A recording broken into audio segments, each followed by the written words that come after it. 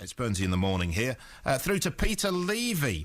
Now, I always say to you, and my next guest will be living proof of this, if you've got something going on or just something you want to talk about, or it might be an event or a little story for us, or you want to tell us something that you're doing, send me an email, burnsy@bbc.co.uk. That's BURNSY at bbc.co.uk. My next guest did that. He's a student from Cherry Burton. He's a former Beverley Grammar School pupil, and he sent me a link to YouTube with a bit of his work on it. It's a cartoon, which I actually quite enjoyed. It's beautifully drawn and animated and everything like that. I was very impressed. So he's sort of wanting to produce a full-length version of this cartoon. His name is Alexander Slingsby, but I think you prefer Alex, don't you, Alex? Yes. Nice to meet you.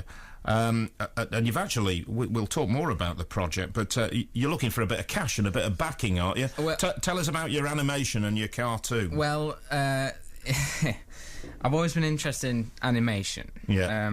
I always think that there's an innocence about it that you don't really get in live action and, other programs. And like I said, I've always had an interest in it. So I just decided, like a small group of us, I'd design some characters, I write the script, and hopefully we can make something that will become something bigger.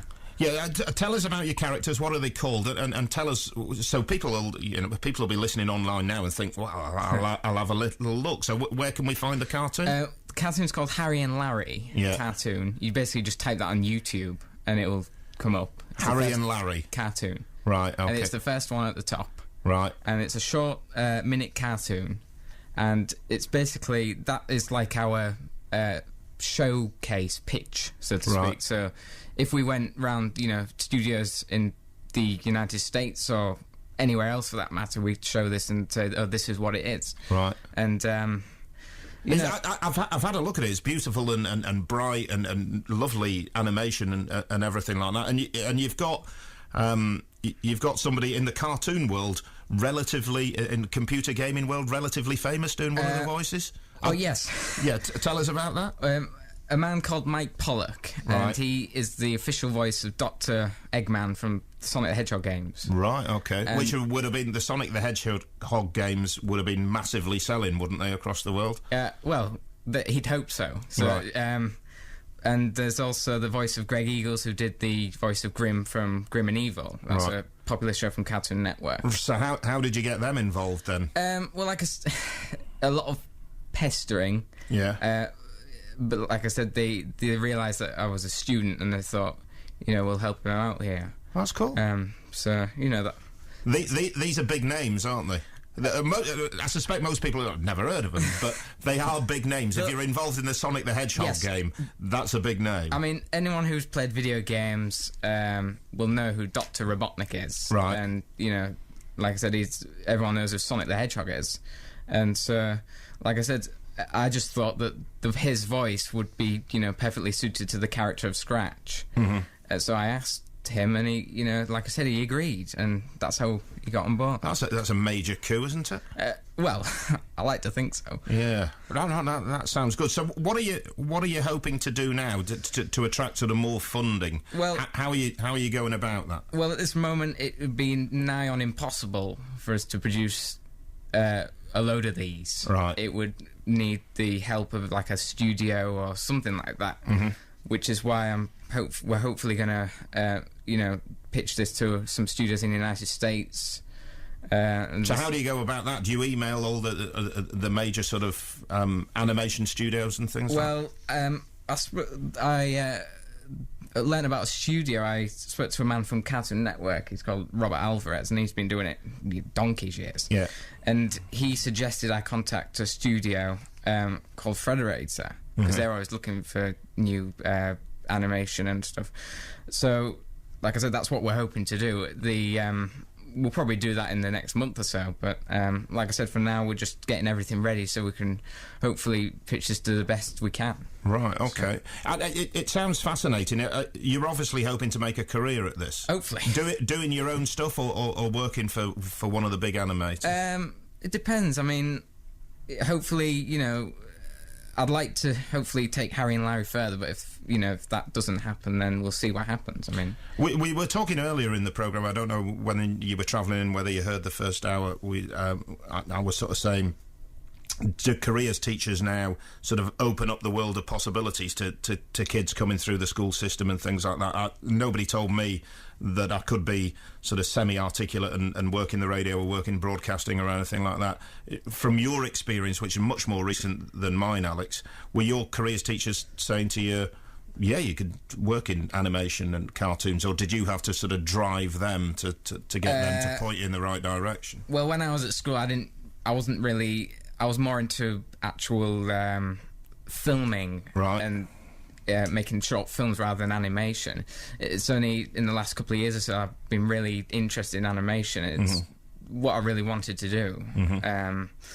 But just and we'll talk more about you. But just going back to school and careers teachers, did they open up a world of possibilities to you? Ish.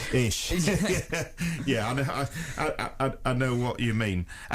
Somebody's passed me a note saying you've got an interest in the Twin Towers. Yeah. Yes. Tell us about that. Well, oh God, 2009, I made a short tribute video to the Twin Towers on the Twin Tower anniversary. Yeah. You know, when on September 11th, and I sent this short film to a woman in New York who was part of the Twin Towers Alliance, and I said, "Oh, this is what I've done," you know, and they put it on the website, and this woman was, you know, head of like a Twin Towers organisation, and like I said, and then, you know, I'm hopefully submitting some material to the Twin Towers Memorial in New York as well. Right. So like I said, we'll see what happens with that. So as well as your animation, you're making sort of films as well at the moment? Sort of. Yeah. I'm kind of concentrating on my studies at the moment. I'm not trying to burn myself out or anything. But, you know, we'll see what happens, really. I mean, right. Okay. Remind us what the cartoon is called and where people can find it if they want to check. And hopefully, lots of people will check it out. I really enjoyed it. It was good. It was beautifully sort of drawn and colourful and animated. I'm glad you liked it. I mean, I've always been influenced by, you know, people like Chuck Jones. Right. He worked at Warner Brothers. He created the Roadrunner and Wile E. Coyote. Right, yeah. And he was still directing in his 80s, and he died in 2002. But like I said, it just shows you that these people, like, well, animated cartoons, they enjoy what they're doing, and hopefully I'll...